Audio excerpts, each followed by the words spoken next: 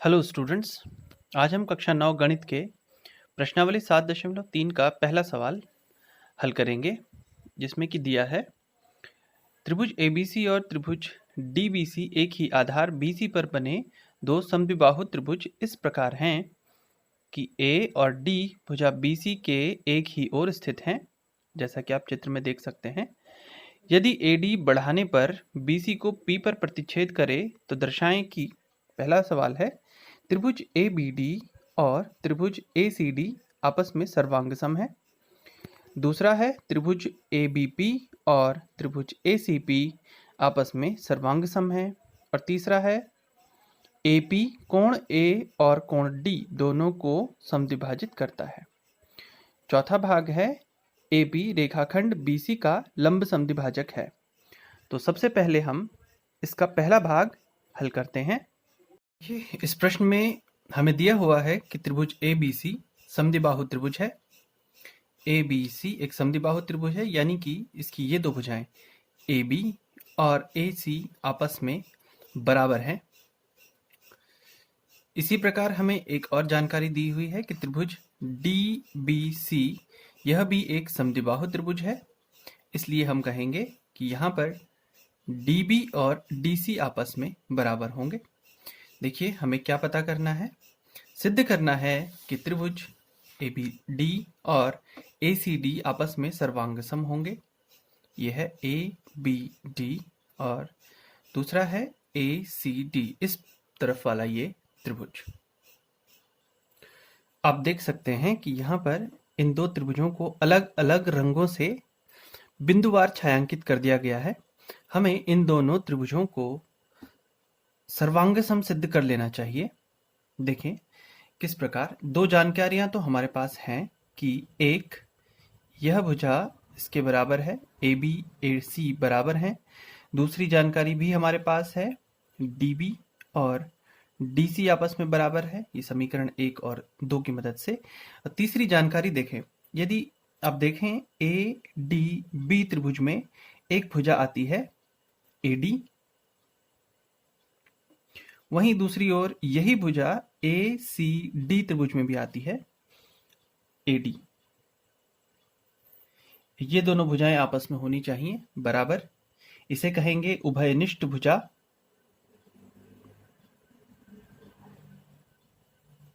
उभयनिष्ठ भुजा, उभयनिष्ठ भुजा का मतलब ये दोनों ही त्रिभुजों में मौजूद है। तो अब देखिए, इस त्रिभुज की एक भुजा दूसरे त्रिभुज की एक भुजा ये बराबर हो गई है। पहले वाले त्रिभुज में ये दूसरी भुजा, दूसरे त्रिभुज की ये दूसरी भुजा ये भी बराबर हो गई है। पहले त्रिभुज की ये भुजा तीसरी वाली, दूसरे त्रिभुज की भी ये तीसरी भुजा आपस में बराबर है, क्योंकि ये उभयनिष्ठ है। यानी कि हम देख सकते हैं हमारे पास दो ऐसे त्रिभुज मौजूद हैं जिनकी तीनों ही भुजाएं आपस में बराबर हैं। मतलब पहले त्रिभुज की तीनों भुजाएं दूसरे त्रिभुज की तीनों भुजाओं के बराबर हैं। इसलिए हम कहेंगे SSS, यानी भुजा भुजा भुजा सर्वांग समता कसौटी से ये दोनों त्रिभुज सर्वांगसम होंगे। इसलिए त्रिभुज ABD और त्रिभुज ACD आपस में सर्वांगसम होंगे और यह सिद्ध हुआ, पहला भाग सिद्ध हुआ, सिद्ध हुआ। अब इसका दूसरा भाग है कि दूसरा भाग है हमें सिद्ध करना है, सिद्ध करना है कि ABP सर्वांगसम होगा त्रिभुज ACP। ABP देखें, P यहां पर है, हम इस रेखा को यहां तक बढ़ा लेंगे, फिर देखेंगे कि त्रिभुज ABP और ACP किस प्रकार सर्वांगसम है। तो अब इसमें देखते हैं, यहां एक बार फिर से देखिए, AB और AC आपस में बराबर हैं। AB और AC बराबर है, क्यों? देखिए समीकरण 1 से ये समद्विबाहु त्रिभुज की बराबर भुजाएं हैं, इसीलिए आपस में बराबर होंगी। दूसरी जानकारी है, देखें यह कोण, कोण BAP, कोण BAP ये बराबर होना चाहिए BAP CAP के बराबर होना चाहिए CAP। अब देखिए कैसे, ये दरअसल CPCT नियम की मदद से होगा, क्योंकि हम अभी अभी सिद्ध कर चुके हैं कि ये दोनों त्रिभुज सर्वांगसम हैं और सर्वांगसम त्रिभुजों के संगत भाग बराबर होते हैं। देखें तो यहां देख सकते हैं आप BAD के संगत कौन होगा, देखें BAD, इस कोण की बात हुई है। BAD के संगत होगा CAD। तो सर्वांगसम त्रिभुजों के संगत भाग बराबर होते हैं, इसीलिए CPCT नियम से, CPCT नियम हम पिछली कक्षा में सीख चुके हैं। पिछली कक्षा का मतलब पिछले वीडियोस आप देख सकते हैं CPCT नियम से संबंधित। तो BAP और CAP आपस में बराबर, BAP ये वाला कोण, CAP ये वाला कोण, ये आपस में बराबर होगा CPCT नियम की मदद से। तीसरी जानकारी है AP और AP, ये दोनों ही भुजाएं उभयनिष्ठ हो गई, या यूं कहें दोनों त्रिभुजों में मौजूद है ये भुजा AP, इसको कहेंगे उभयनिष्ठ भुजा।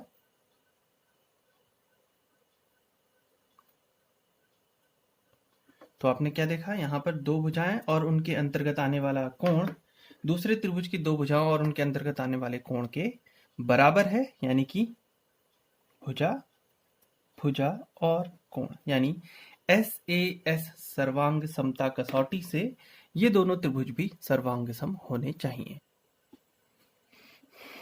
त्रिभुज APP सर्वांगसम होगा त्रिभुज ACP के, और ये दूसरा भाग सिद्ध हुआ। अब बात है तीसरे भाग पर आते हैं। सिद्ध करना है AP कोण A को समद्विभाजित करता है। देखें इसको समझें, AP रेखा खींचने से ये पूरा कोण BAC जो कोण है दो बराबर भागों में बंट जाता है, ये हमें सिद्ध करना है। देखें इसको समझ कर देखते हैं। अभी अभी हम सिद्ध कर चुके हैं, यहाँ पर भी हमने लिखा था BAP और CAP बराबर होगा CPCT नियम से, क्योंकि हम अभी यहाँ पर दो बार देख चुके हैं ये त्रिभुज ABP और ACP सर्वांगसम है, या जो पहले भाग में देखा था ABD और ACD सर्वांगसम है। सर्वांगसम है यानी कि CPCT नियम से ये दोनों कोण हो गए बराबर, यानी अगर ये 10 अंश होगा तो ये अभी 10 अंश होगा। तो सोचिए ये पूरा कितना होगा, हाँ निश्चित तौर पर ये 20 होगा। फिर देखिए तो ये कितना आया 10, 20 का आधा 10, ये भी 10, क्योंकि ये दोनों तो बराबर है। तो समझ तो आप गए होंगे कि ये आधा हो जाना है। सर्वांगसम होने से क्या फायदा हुआ आपको कि ये कोण और ये कोण इस पूरे कोण के आधे हो जाएंगे। बस इसी बात को हम लिख देंगे, कोण BAP बराबर कोण CAP बराबर आधा कोण BAC। आधा होने का मतलब होता है कि AP ने कोण BAC को या कोण A को समद्विभाजित किया हुआ है, अतः ये बात सिद्ध होती है। इसको भी लिख लेते हैं, अतः कोण A AP द्वारा समद्विभाजित होता है, या यूं कहें AP कोण A को समद्विभाजित करता है। अगला चौथा भाग देखिए, चौथे भाग में कहा गया है दर्शाना है, या यूं कहें सिद्ध करना है कि AP BC को लंब समद्विभाजित करता है। एक बार आप चित्र में देख सकते हैं, AP इस BC को लंब समद्विभाजित का मतलब हुआ कि ये कोण यहाँ पर 90 अंश होगा और ये दो बराबर भागों में बांटता है, यानी कि BP और PC यहाँ पर बराबर होगा। ये हमें दिखाना है या दर्शाना है। देखें किस तरह से इसे हम कर सकते हैं। सबसे पहले हम जानते हैं ये दोनों त्रिभुज आपस में सर्वांगसम है, हम पहले ही सिद्ध कर चुके हैं। ABP त्रिभुज ACP दूसरे भाग में देखिए यहाँ पर हम सिद्ध कर चुके हैं इस बात को कि ये दोनों त्रिभुज आपस में सर्वांगसम है। अब CPCT नियम के हिसाब से क्या होना चाहिए, BP के संगत PC है, इसलिए BP और PC आपस में बराबर होने चाहिए। इस बात को हम लिख लेते हैं, BP बराबर PC। ये क्यों हुआ, CPCT नियम से क्या हुआ? CPCT नियम, अगर दो त्रिभुज सर्वांग सम हैं, जैसा कि इस चित्र में था, यदि दो त्रिभुज सर्वांग सम हैं तो उनके संगत भाग अवश्य तौर पर बराबर होते हैं। यही CPCT नियम कहलाता है। तो ये हो गया। दूसरी बात, अगर यहाँ पर दो भुजाएं बराबर हैं तो संगत कोण भी अवश्य बराबर होंगे। देखें, इस रेखा के ऊपर दो कोण बने हुए हैं, BPA, CPA, और ये भी संगत हैं, तो संगत कोण भी बराबर होंगे। जब भुजाएं बराबर हैं तो संगत कोण भी बराबर होंगे सर्वांग सम त्रिभुजों के लिए। तो हम लिखेंगे BPA कोण और CPA कोण आपस में बराबर हैं। कोण BPA बराबर कोण CPA। अच्छा, इसको हम मान लेते हैं कि ये कोण x माप का है, नाम रख दिया x माप का, ठीक है। अब देखें इस चित्र में वापस, अगर ये भी x ये भी x, तो इन दोनों को जोड़कर आना चाहिए 2x, और एक रेखा के ऊपर बनने वाले कितने भी कोण हो, एक और कितने भी कोण बन जाए, उनका योग होना चाहिए 180। ये हम पिछली कक्षाओं से जानते हैं। तो देखें वापस, कोण BPA धन कोण CPA बराबर 180। ये हमने अभी नाम दिया है इनको, ये x है और ये भी x, तो दोनों मिलाकर हो जाने चाहिए 180 अंश। x में x जोड़ते हैं, 2x बराबर 180 और x हो जाता है 180 बटा 2 यानी कि 90 अंश। तो देखिए वो x क्या था, यही तो था। BPA और CPA 90 अंश के कोण प्राप्त हुए हैं, और साथ ही हमें पता चला है कि BPCP आपस में बराबर हैं। ये देखें, ये पता चल चुका है कि ये भुजा और ये भुजा यानी कि BP और CP बराबर हैं, और एक बात और पता चली है कि ये कोण 90 अंश है और ये भी 90 अंश है, अर्थात कि ये बात सिद्ध हो चुकी है कि AP BC को लंब समद्विभाजित करता है। अतः ये बात सिद्ध होती है कि AP BC को लंब समद्विभाजित करता है। तो इस तरह से इस प्रश्न के चारों भाग सिद्ध होते हैं। धन्यवाद।